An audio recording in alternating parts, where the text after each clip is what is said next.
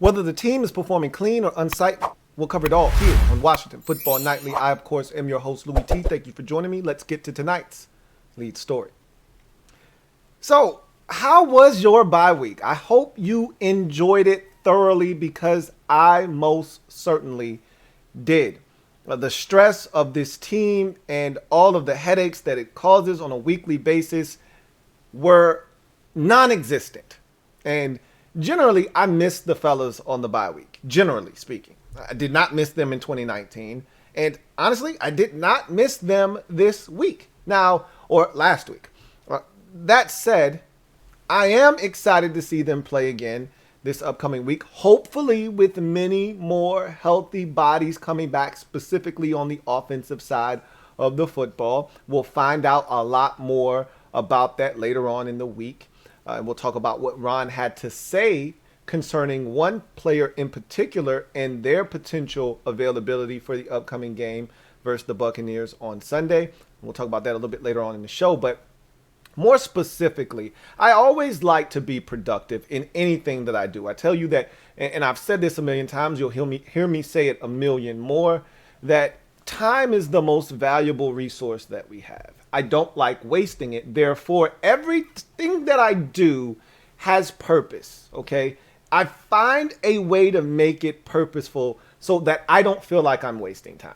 Now, watching football is not a waste of time to me, so I'm going to get something out of it. There's always nutritional value in watching a football game, even if it's a bad game. That said, for me, I turned this into a fact-finding mission, a sort of scouting mission, if you will. And so I'm going to pose this question to you, and I probably should have posed this to you prior to the bye week so that you would have had working knowledge of what I was thinking and maybe would have had some answers for me. But I'll throw this out there anyway. Maybe you have these answers anyhow. Some of you decided no Washington football, no football period for me. I'm going to find other things to do with my time that are more constructive than watching football. Fair enough. Totally get it. That said, what did you learn on the bye week? And specifically what I'm referring to is, and I did this to you guys last playoffs when we were eliminated and the championship game happened. And I said, hey guys, do me a favor. Watch the teams, the 4 teams in championship weekend and tell me what you see and what we're lacking and what they have and what we need to get to that level. Same kind of concept here. What did you learn about what we're lacking here or what we need here in Washington, or what maybe we already have but not properly utilizing? What did you learn watching other teams around the league on the bye week?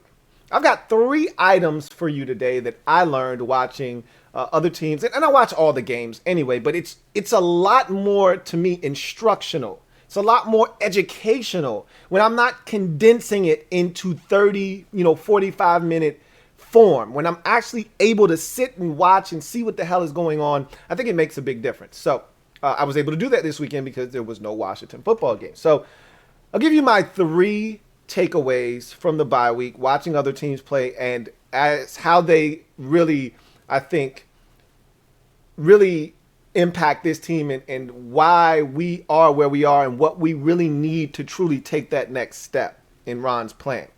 So the first thing for me that I noticed over the weekend, we need a free safety. And let's just take the quarterback position out of the discussion. We can all agree, most of us can at least, that we need a quarterback. Heineke isn't it. We don't have that guy on the roster currently, and I think we can all acknowledge that. That's fine. That's not what I'm talking about. Because that's an obvious duh. I'm talking about everything non-quarterback related. The first thing for me is we need a free safety. That's the thing that stood out to me in week number 9, is that free safeties were making plays all over the place, and we just don't have a playmaking free safety. I'm watching, Xavier McKinney, who I loved, and I thought the Giants got a steal in the second round of the 2020 NFL draft. He rarely played last year because of an injury. Well, he's healthy now, and he had 2 picks, including a pick 6 in the upset win over the Vegas Raiders this past weekend. He was phenomenal, and he's the kind of guy that can change ball games, okay? And the Giants have really done a really good job of drafting safeties, whether it's Landon Collins, Jabril Peppers. Well, they didn't draft Peppers, but they traded for him, and he's a damn good safety as well. And now they have Xavier McKinney. They've got a wealth of, and they got Logan Ryan. They've got a wealth of talent in the back end. And I talked about that before the season started, that their secondary is superior to probably any other secondary in this division. And it's because of players like Xavier McKinney, who had a big day. And it might be that leaping board for him, that springboard of sorts to him starting to understand that I can do this, because there's always that aha moment for players when they get in the league, when they realize, man, I can dominate here. Not only am I good enough to play with these guys, I can dominate here and be one of the better players. He was outstanding on Sunday. Kevin Byard is a guy that I've liked for a long time, watched and admired from afar. He continues to make plays. Last week against the Los Angeles Rams, he has a pick 6 in that game. The week prior to that, he had a big-time pick in overtime versus the Indianapolis Colts to seal the victory there, essentially set them up for the game-winning field goal there. This guy is phenomenal. He always is around the football. He just has a knack for being wherever the football is. We just don't have a guy like that. We're lacking that. And then another guy that I just love, and I've told you guys this. Remember when he was a free agent, I told you he was my number one free agent on the board, but I said he's not going to be available because Denver isn't stupid. Of course, I'm talking about Justin Simmons. We got to see him up close and personal 2 weeks ago. He destroyed us, okay? He did it to the Cowboys this past week. The guy is phenomenal. I think he's the best safety in all of football. And the Broncos weren't stupid. They realized what they had. That's why they franchise tagged the man 2 years in a row, okay? We need a guy like that. They don't grow on trees, okay? Those types of free safeties, the guys that I just mentioned, they don't grow on trees. But you don't have to draft a free safety in the first round to get an impactful one. Justin Simmons was a third-round pick. Xavier McKinney was a second-round pick. You don't have to draft. Kevin Byard was a third or a fourth-round pick. You don't have to draft a safety in the first round to get an impactful one. You just got to find the right guy. And I don't know if we've been looking hard enough or if we just haven't found the right guy. We've looked, obviously, and Cam Curl is good, but Cam Curl, I think, is more of a Landon Collins type, where he's more of an impactful player down around the line of scrimmage. So I'm looking for one of those guys that roams the back end, sees the quarterback, keys his eyes, and makes plays on the football. We need one of those guys, a game changer at free safety. I don't think we have that. Obviously, Bobby McCain is not it. Guy couldn't even catch claps in a whorehouse. Teddy Bridgewater, Teddy Two Gloves, threw it right to him, and he dropped it. So he's been solid. Bobby McCain has been solid. He's not a game changer. We need a difference maker at free safety. That was my first takeaway. My second takeaway is we need more playmakers. We need to make more plays. Last year, we made big plays, whether it's Montez Sweat intercepting a ball out of the air against the Cowboys, or the ball being batted in the air by Daron Payne and picked off by John Bostic against the Pittsburgh Steelers. Montez Sweat scooping and scoring a fumble forced by Daron Payne. These are the types of plays. Cam Curl picking off offering from Nick Mullins and taking it to the house against the 49ers. And the defense, ruling the day against the 49ers, essentially single-handedly winning us that football game. Like, we need more impactful plays. We got a ton of them last season down the stretch during that 4-game win streak. We need more impactful plays, specifically on the defensive side of the football. It's no secret that this team has struggled to create turnovers. We've gotten better at it the last 5 weeks or so, but they're not impactful turnovers in the sense of a pick six or a forced fumble deep in the other team's territory, and Washington's offense takes the field at the Buccaneers 17-yard line. When we force turnovers, it's the other team having driven the length of the field and us getting lucky in the red zone and forcing a turnover, and now we're starting at our own 11-yard line. We're starting at our own 5. Even when we do something good, it turns out to be bad sometimes. Like in week 1, William Jackson III picks off Justin Herbert, and then 2 plays later, Antonio Gibson fumbles, and the Chargers end up scoring the game-winning touchdown. Like, we need to produce some impactful turnovers. have more impactful plays. Josh Allen, I'm watching this guy from the Jacksonville Jaguars. This guy has 2 tackles for loss, a sack, a fumble recovery, and an interception in the same game. Like, who's doing that for us right now? Darius Leonard is reaching in the cookie jar and punching the football out, making impactful plays. He leads the NFL in forced fumbles since coming into the league as a rookie back in 2018. Who's doing that for us? We need more impactful players. We don't have enough of them. Jeffrey Simmons just had a 3-sack game and forced an errant throw and a pick 6 of quarterback Matthew Stafford for the Tennessee Titans in their big win on the road at Los Angeles. Who's doing that for us? Jonathan Allen has had some really good games, but he's not consistently creating chaos. He's getting a sack here, a sack there, but it's not leading to the big play. Who's going to step up and be that guy for us? If we don't have that guy, we need to find that guy. Really, we need an impactful linebacker. We need a game-changing linebacker. Edge rushers, I think this defense can come alive if we sprinkle in a free safety, we sprinkle in a linebacker, and I think this D-line can come alive. But we need more impactful plays. And really, I don't care who they come from. But I'm watching teams. The Jaguars held the Buffalo Bills to 6 points. This is the same team that put 43 on our skulls. They held them to 6 points. You know how hard it is in an NFL game in today's day and age to hold a team to 6 points? It's damn near impossible. Let alone an offense as dynamic, explosive, corrosive, and destructive as the Buffalo Bills. Unbelievable. But that's because they made plays. And we don't. And then lastly, third thing that I realized, and this list could have been 20 items long, but I'm going to reduce it to 3. The last thing is we need a big wide receiver. A big pass catcher. Doesn't have to be necessarily a wide receiver. And having Logan Thomas back, I think, is going to help in this department. But he can't be the only one. Because you saw when he was out, we had no presence in the red zone. This is getting old quick. We need a big, first it was we need speed. We need speed. We need speed. Well, we overcompensated for that in the offseason. We got speed. We had 2 of our speed guys go down and we still have speed. We got DeAndre Carter. We got Terry McLaurin. Without De'Ami Brown, without Curtis Samuel, never, ever trust a man with 2 first names. We still got guys that can run. Okay, speed is not the problem anymore. Imagine what we'll look like when we get all those guys healthy and have them all on the field at once. We'll have infinite speed. Now we need size. We don't have any size at receiver, not any imposing size. I like Cam Sims. He doesn't scare anybody. He's not going up and putting his nutsack on anybody's helmet and coming down with the football. He's a solid receiver, really like him, but I don't love him. I watched Kyle Pitts. Again, they don't grow on trees, okay? Kyle Pitts, he's a tight end, but he's really a wide receiver. You know, by name, he's a tight end, but he's really a wide receiver.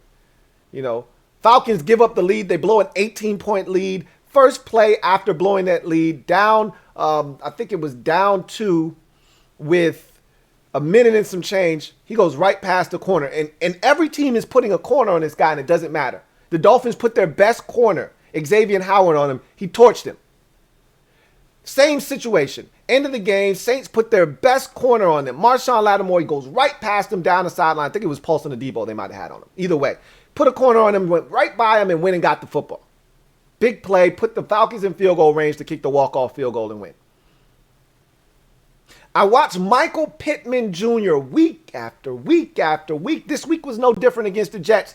In between 3 Jet defenders, the ball is right here. Strong hands, holds it in the end zone long enough to have possession for the touchdown. The week prior to that, against the San Francisco 49ers, game on the line. They need it. The 49ers have all the momentum. He goes up, puts his nutsack on a helmet, takes the football away, runs for a touchdown. Or a big first down. It might have been a touchdown. Might have been a big first down. Either way, it clinched the game for the Indianapolis Colts. I think it was a touchdown. The week before that, against the Baltimore Ravens, does the same exact thing. Or the week before that, I should say, against the Titans. He did the same thing, game on the line. Okay, they're about to lose this football game in regulation. He goes up, gets the football in between 4 defenders. He's the only Titan around. Carson Wentz just throws up a prayer, and he goes up, climbs the ladder, puts his nutsack on 2 or 3 helmets. Yeah, he's got some big balls, and snatches it out of the air. We don't have a guy that can do that. We need a guy like that. We don't have a guy like that. That's what I'm looking for. A.J. Brown of the Tennessee Titans going up and getting the football. Yeah, he's going to drop the football. That's his thing. Every now and again, he's going to sprinkle in a drop. But you know what he's also going to do? He's also going to go up and get the football from somebody that's on the top shelf. He can't get it because he's 5'11", 6 feet, 6'1", and he's 6'3", 6'4", and this is top shelf. You don't know what to do with this. We don't have a top shelf guy. We got a bunch of little dudes that are fast, quick, but they're not big. And it hurts us. In some situations where you like your matchup one-on-one down the field, it's great when you can just say, I got a one-on-one. I'm just going to throw it up. The Steelers can do that with Chase Claypool. I got a one-on-one matchup. I got a guy that I like. He's 6'4". I'm just going to throw it up and see what happens. It's nice when you get in the red zone and the Steelers have Pat Freiermuth to just wrestle the ball away like he did last week against the Browns, or this week, twice against the Chicago Bears for touchdowns. It's nice when you have a guy that will make your quarterback right no matter what. We don't have that guy right now. We need a big receiver. Tight end receiver, I really don't give a shit. Logan Thomas is going to come back. That's going to help, but I want a big receiver. And again, you don't have to draft one in the first round to make it happen. Michael Pittman Jr. is not a first-round pick. He's a second-round pick. As a matter of fact, he's an extension of the first-round pick. I think he was the first pick of the second round, if not the second pick. It was our pick that we gave them to trade back into the first round to get Montez Sweat. But that's nor here nor there. The bottom line is we need a big wide receiver that can make plays on the football. I'm not looking for just a big receiver. I want a big receiver that is known. That's what Antonio Gandy Golden was supposed to be. Well, we swung and we missed miserably. Let's try again. We need one. So those are my 3 takeaways. What are yours? What did you learn over the bye week? What is this team missing? What does this team need to do? What did you see that you don't see with us on a weekly basis that you saw during the bye week? I'd love to hear from you guys. Leave it in the comment section. As we get to in other news, just want to quickly gloss over Ron Rivera's presser. I thought it was a really informative presser. Hadn't heard from Ron in about a week, obviously the bye week. And I think Ron had a lot of time to have some introspective sessions with himself, with the team, with the staff. And you started to hear a little bit of that. So the first thing that Ron had to address, because we talked about it here on the Washington Football Nightly program, is the article written by Michael Silver on the WashingtonFootball.com website, which was a little critical of Montez Sweat, specifically Chase Young, though, but the defense as a whole, but those two in particular, because those are your playmakers. And he was hypercritical of those guys. And he had to address that. And he pretty much said, look, I talked to Chase. I let him know. And someone had even asked, how do you decide whether you want to keep that in-house, you want to keep it between you and the player, or you want to, make that public information, because it did seem a little derogatory. And Ron's like, no. Look, I told him everything that was in that article. I had a conversation with him. I talked to him. Like, nothing I said in there isn't something I already said to Chase. Like, he's not going to be blindsided. No one's going to hit his phone up and say, bro, did you hear what Ron Rivera said? And Ron didn't say this, but that's essentially what he was saying. Like, look, I already talked to him. We had a meeting. We had a sit down. I already explained to him, and he knows what I'm looking for from him, okay? Nothing in that article will come to him as a shock or a surprise, okay? So he said, also, he's got to step up now because there's no Montez Sweat. And, yeah, I know it's tough, but this is when he's got to show what he's made of, and I want to see him be more physical. I want to see him run through the chippers, I don't want to see him going around blockers. I want to see him going through guys. I want to see him holding that edge a little bit longer like he did last year when he made a bunch of plays for this defense. I want to see him get back to the things that made him successful a year ago and Defensive Rookie of the Year in his season last year. So talked about Chase Young, talked about that whole article, talked about a meeting that he had with Chase and a sit down and them watching film together and trying to get to the bottom of, why Chase has been struggling to this point of the season and really wanting to see him blossom. And I told you one of my biggest things down the stretch for this team is to see Chase Young, kind of get back to the form that made him Defensive Rookie of the Year last year. So I think a lot of people are looking for that down the stretch in these final 9 games. And we're hoping that fumble forced against Denver is the precursor to what is going to be a dynamic second half of the season for Chase Young. Speaking of injuries, and we talked about this earlier in the show, Ron Rivera talked about one guy in particular, Logan Thomas. He was asked about Logan and whether Logan would be available for practice this week and potentially be elevated off of IR to the active roster. And Ron said, today was a big day, today being Monday, was a big day for that. And that, they wanted to see how he looked. He said he looked great. Now, with Ron, it's always, how do you feel the next day? And we'll get our answer not on Tuesday, but on Wednesday, because they won't practice, with the media in attendance and with an injury report on Tuesday. That'll come on Wednesday, right? So Tuesday, if he feels good, Ron said, then he'll practice and he'll put a little bit more on his plate on Wednesday. So it'll be interesting to see if he's out there in street clothes. Is he off on the side field, or is he getting individual group work? Is he getting teamwork? Is he a part of practice, or is he on the side field? That will probably go a long way in determining whether he's going to play on Sunday and be activated versus the Buccaneers. I like our chances with him, Sheriff, Cosme, De'Ami Brown, Curtis Samuel, all of those guys. I think every single one of them can be back this week and really give us a boost offensively. So we'll see what happens there. Antonio Gibson in the shin, I don't know if it's going to ever heal fully this season, but that bye week definitely didn't hurt. It can only help to get more rest and more treatment. So I think we're going to get a much healthier football team. Again, I don't know how long this is going to last. It's almost like one of those invincibility mushrooms on Mario. You don't know. You're just running around hitting shit because it's only for a limited time. I don't know how much longer this health is going to last for us. Even if it may only be a game. We may go back to being hurt again. We got to use it up while we got it, though. I just know that much. So we'll see what happens there. He talked about something that I found interesting. This was probably the more interesting portion of the interview for Ron, was talking about having fun despite the lack of success. Because football is supposed to be fun.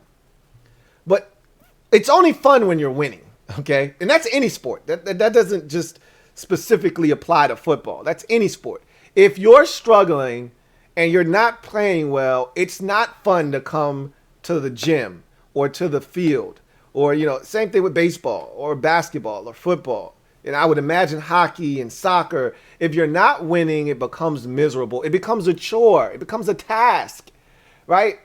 And you're banged up. This is a more physical sport than others. It's a little bit more demanding on your body. And so if you're hurting and you're losing, it makes it that much tougher to do this. Like, you ask yourself, why am I doing this? So Ron said, there is this fine line. Look, you don't want guys out here jubilant and you're getting your brains bashed in every week. But you do want to encourage guys to stay positive. And Ron said someone told him, and it sounded like a wise man to me, it takes a lot more energy to be negative than it does positive. And I had a wise person tell me that it takes a lot less wrinkles in your face to smile than it does to make a frown. And so the gist of those comments essentially are, look, there's no reason to be negative. That's not going to change anything. The only way out of this thing is to go through it. And the best way to go through anything is to do it with a positive outlook. And I want to take it a step further, and this was the last thing that Ron said during this presser, and I thought this was really impactful because a lot of people don't understand this. You know, Heineke struggled with this concept early in the season. Players, I can attest to this, you know, playing, and it doesn't matter what level you play on, this is a real thing, and that's getting confidence, okay? Doesn't matter what you're doing, playing dominoes, okay? Confidence is big in whatever it is you're doing. And he said, you can't win 2 without first winning 1. He said the key to getting on these late season runs, and Ron's been on several of them throughout his career, including last year with this team. The key is to get 1 win, he said. And once you get that 1 win, 1 can turn into 2, and then you never know what happens from that point forward. And truer words have never been spoken. You know, when you see teams get hot at the end of seasons, and we, as fans of this organization, all we know is hot late season runs to get into the postseason. We never are ahead of the field and coast. We're never ahead of the field and hold on for dear life. We're always behind the field and then have to try to catch up. So we know a thing or two. 05, 07, 2012, you know, last year, we know about a thing or two about late season runs. But that said, he said you can't get to 2 without 1. And he said, we just got to win. He said in 2018, we had 4 games at the end of that season in particular that if we could have just won one of those games, it could have sparked us. But we found a way to lose each and every single one of those games, and our season ended miserably. And, you know, those are the types of things that happen. We got to find a way to win a game. That's why I wanted to beat the Saints. That's why I wanted to beat – really, the Saints would have been 2 in a row because we beat the Falcons the week before. But that's why I really wanted to beat the Broncos. Stop the bleeding, start a streak, and then let's see what happens. You got 1 under your belt. You're feeling good about yourself. But, you know, didn't happen. So we'll see what happens moving forward. But I thought this was a really good presser from Ron. And we'll see what happens this week practice-wise, who comes back. That'll start to trickle in on Wednesday. But we'll see what happens with this team in the second half of the season. And it starts on Sunday against the Buccaneers. So the rest of our season starts now, Monday. And we'll go through this week. And then we'll see what happens on Sunday. Maybe it'll be more of the same from the beginning of the season. Maybe it'll be a little bit different. Maybe it'll feel different. Maybe the result will be different. Don't hold your breath. Anyway, I digress. That's going to do it for me, your man Louie T, here on this installment of Washington Football Nightly. I am a Washington fan etched in burgundy and gold. My Washington spirit will never die. Washington spirit will never fold. Until we meet again, hail to our beloved Washington football team. Once again, want to give a big shout out to the homie, Tony P56, for the drip, literally the new drip that you see on my skull right now. Really do appreciate your generosity, and thank you for the hat. So that's going to do it for me, your man Louie T. Look forward to chopping it up with you the remainder of the week. Don't forget, we'll be live on Wednesday night for Washington Football Nightly. Until then, though, I will see you guys later. Have a good one. Take care. Here comes the diesel. Here comes the diesel. There's the snap, hand to Riggins. Good hole. He's got the first down to the 40. He's gone. The 35, the 30, the 20.